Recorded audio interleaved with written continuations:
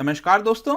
Russia और Ukraine के बीच में जो भी वॉर इस समय चल रहा है, इसी को देखते हुए कल देर रात को एक बहुत इंपॉर्टेंट खबर सामने आई, स्पेशली भारत की तरफ से, क्योंकि हमारे जो प्राइम मिनिस्टर हैं नरेंद्र मोदी जी, उन्होंने यहां पर बातचीत की है रशिया के प्रेसिडेंट व्लादिमीर पुतिन के साथ। यहां पर आप न्यूज देख सकते हो, PM dials Russian president Putin appeals for immediate end to violence in Ukraine.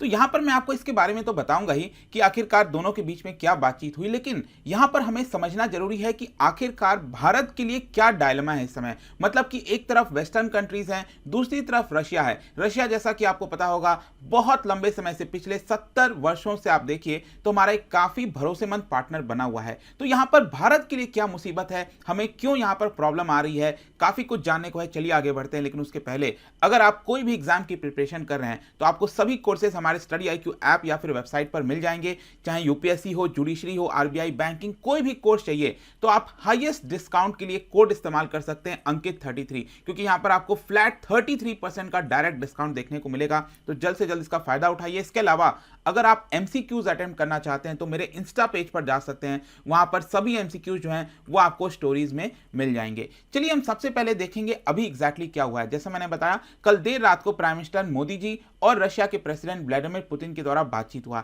जिसमें मोदी जी ने यहां पर अर्ज किया कि जो डिफरेंसेस हैं कंट्रीज के बीच में, उसको ऑनेस्ट और सिंसियर तरीके से डायलॉग के माध्यम से सुलझाया जा सकता है। साथ ही साथ आप देख सकते हो जो कन्वर्सेशन हुआ है उसमें जाहिर सी बात है, मेन मुद्दा यही है कि जिस प्रकार से रशिया ने यहां पर अटैक किया है यूक्रेन के ऊपर, चाहे आप लैंड के माध्यम से देख लीजिए या फिर सी के माध्यम से, जैसा कि आपको पता होगा यहां पर जो सी ऑफ अजो है, ब्लैक सी है, इसके माध्यम से, या फिर एयर स्ट्राइक्स किए गए हैं, कई सारे जो एयर बेसेस हैं उसको पूरी तरह से खत्म कर दिया गया है यूक्रेन के अंदर। तो ये सभी चीज के बीच ये जो बातचीत है वो काफी इंपॉर्टेंट हो जाती है। इसके अलावा प्राइम मिनिस्टर मोदी ने यहां पर रिक्वेस्ट किया, मतलब एक प्रकार से गुहार की रशिया के प्रेसिडेंट को कि तुरंत बेसिस पर, इमीडिएट बेसिस पर सिसेशन ऑफ वायलेंस होना चाहिए, मतलब वायलेंस कंप्लीट तरीके से बंद होना चाहिए। और जो मेन एफर्ट होना चाहिए उसमें यही है कि जो डिप्लोमेटिक नेगोशिएशंस हो सकता है, डायलॉग हो सकता है, वो हम किस तरह से कर सकते हैं। प्राइम मिनिस्टर मोदी ने यही कहा कि हमारा ये ज्यादातर मानना है कि रशिया और नेटो के बीच में जो भी डिफरेंसेस हैं इस समय, उसको ऑनेस्ट और सिंसियर तरीके से डायलॉग के माध्यम से ही खत्म किया जा सकता है। इसके अलावा भारत की तरफ से, मतलब जाहिर सी बात है कि अगर हमारे देश के प्राइम मिनिस्टर बात कर रहे हैं पुतिन के साथ, तो यहां पर भारत के क्या कंसर्न है उसको जाहिर सी बात है बताया जाएगा। और इस समय अगर आप देखिए, जो सबसे बड़ा कंसर्न है भारत के लिए वो ये है कि किस प्रकार से हमारे जो नागरिक हैं यूक्रेन के अंदर, उनकी सेफ्टी कैसे हो सके। क्योंकि मैं अभी जस्ट कुछ देख भी रहा था न्यूज वगैरह, उसमें यहां पर देखने को मिला जो एम्बेसी है भारत की यूक्रेन में, वहां पर बहुत सारे जो भारतीय हैं वो वहां पर जमा हो गए हैं और रिक्वेस्ट कर रहे हैं कि किसी प्रकार से उनको बाहर निकाला जाए। तो इसको देखते हुए यहां पर रिक्वेस्ट किया गया पुतिन से कि हमारे जो स्टूडेंट्स हैं, सिटीजन्स हैं यूक्रेन के अंदर, उनके ऊपर टॉप मोस्ट प्रायोरिटी होनी चाहिए। अगर हम वहां से एग्जिट करना चाहते हैं तो सेफली वो अलाउ किया जाए। इसके अलावा जो रशिया के प्रेसिडेंट हैं, उन्होंने प्राइम मिनिस्टर मोदी को जो रिसेंट डेवलपमेंट हुआ है, जो भी कुछ हुआ है यूक्रेन के अंदर, उसके बारे में बताया। जाहिर सी बात है, जैसे आपने देखा होगा, भारत के अंदर अगर कश्मीर का कोई मुद्दा होता है, चाइना के साथ किसी प्रकार का प्रॉब्लम देखने को मिलता है बॉर्डर पर, तो हम भी यहां पर क्या करते हैं, दूसरे देश के जो लीडर्स हैं उनको इसके बारे में बताते हैं और अपने एक प्रकार से कॉन्फिडेंस में लेने की कोशिश कर रहे हैं। उसी प्रकार से रशिया के जो प्रेसिडेंट है पुतिन, वो भी भारत के प्राइम मिनिस्टर को कॉन्फिडेंस में लेने की कोशिश कर रहे थे। और जहां से आप देख सकते हो यहां पर जो यूक्रेन है, वहां पर जितने भी सिविलियन एयरक्राफ्ट हैं उसको बंद कर दिया गया था। तो ओवरऑल अगर आप देखोगे ना, ये जो बातचीत है इसमें फाइनली दोनों लीडर्स के बीच में यही तय हुआ कि ऑफिशियल्स और जो डिप्लोमेटिक टीम्स हैं वो दोनों देश के बीच में जो भी बातचीत है रेगुलर बेसिस पर वो बनाए रखेंगे, ताकि जितना भी इंटरेस्ट है वो उसको हम संभाल कर रख सकें। तो आई होप कि जो भी बातचीत हुआ था उसके बारे में मैंने आपको बता दिया,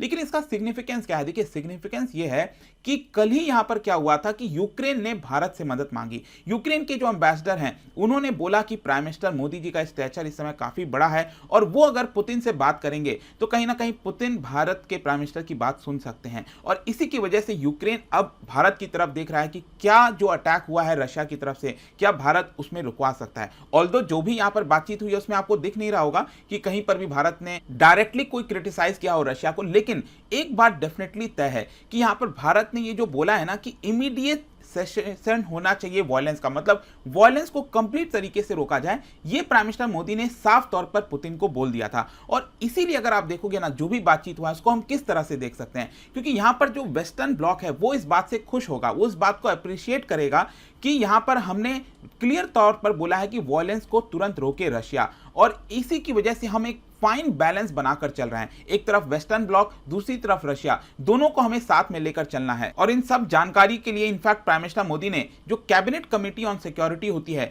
उसके साथ भी मीटिंग की, बातचीत की कि क्या सिचुएशन है, किस तरह से भारत अपने आप को आगे बढ़ा सकता है।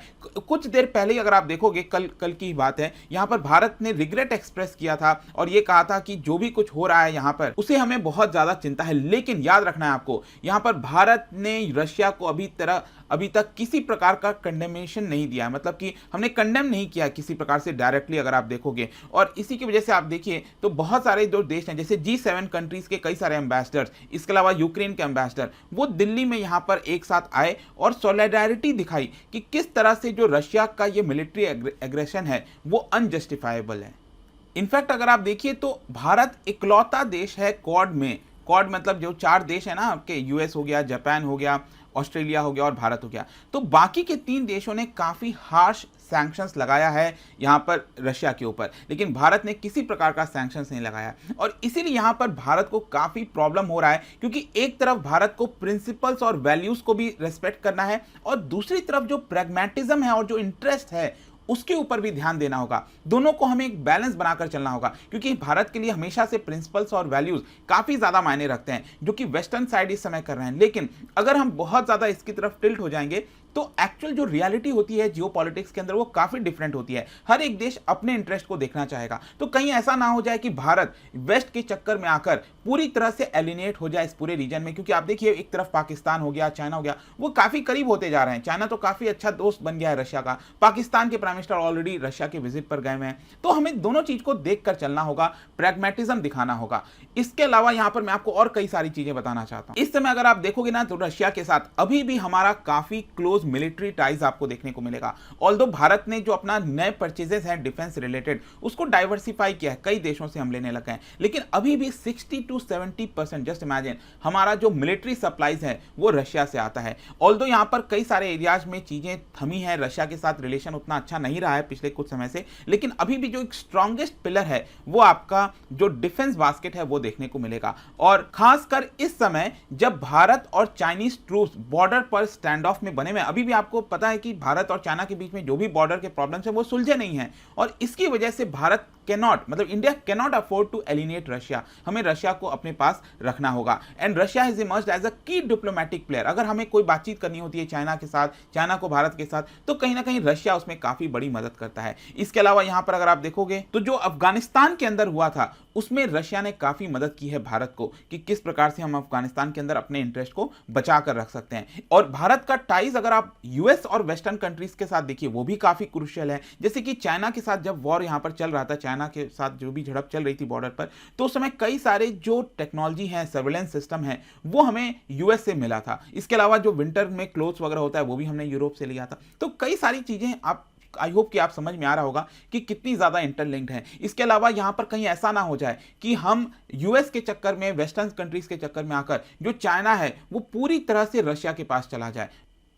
आई मीन कि जो मॉस्को है, जो रशिया है, वो चाइना के अगर पूरी तरह से अंडर आ गया तो यहां पर हम चाह कर भी बहुत सारी चीजें फिर बॉर्डर के ऊपर जो मदद मिलती है वो शायद नहीं कर पाएंगे। तो ये सारे चैनल्स को देखना होगा। और मैं बार बार ये बात कहता हूं कि जब भी भारत को कोई मदद चाहिए होती है वेस्टर्न कंट्री से, चाहे यूरोप हो या कई जगह से, वो हमें देखने को नहीं मिलती। यहां पर जब जिस तरह से चाइना ने अटैक किया था भारत के ऊपर, तब यहां पर कभी भी यूरोप का कोई देश नहीं था जिसने कंडेम किया होगा इस एक्ट को। तो कहीं ना कहीं भारत को मदद नहीं मिलती, और इसी की वजह से भारत को भी प्रैग्मेटिज्म होना पड़ेगा। दोनों चीज का बैलेंस लेकर चलना होगा, और वही यहां पर आपको देखने को मिल रहा है। तो आई होप कि इस वीडियो के माध्यम से जो भी कुछ हुआ है इस समय आपको समझ में आया होगा। जाने से पहले काफी इंटरेस्टिंग क्वेश्चन, क्योंकि यूरोप वगैरह की बात कर रहे हैं, इससे रिलेटेड हिस्ट्री, ज्योग्राफी, कई सारे क्वेश्चंस मैं पूछ रहा हूं। आपको बताना है यूरोप के अंदर हाईएस्ट पीक कौन सा है। यहां पर 4 ऑप्शंस हैं, इसका राइट आंसर आपको पता ही है। मेरे इंस्टाग्राम पर तो आपको मिलेगा ही, वहां पर अगर आप नहीं हो कोई बात नहीं, टेलीग्राम से भी ले सकते हैं इसका सही उत्तर।